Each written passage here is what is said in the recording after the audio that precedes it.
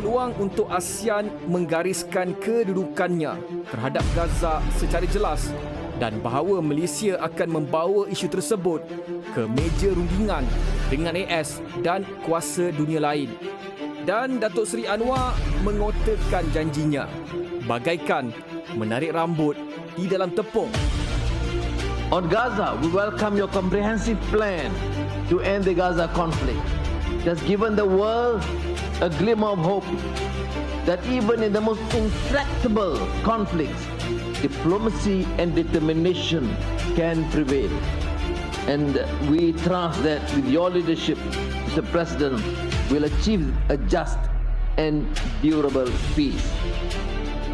Di sebalik kecaman ke atas Malaysia, negara mendapat tahap profil antarabangsa yang tinggi sebagai pengerusi ASEAN yang mampu mengundang Presiden AS.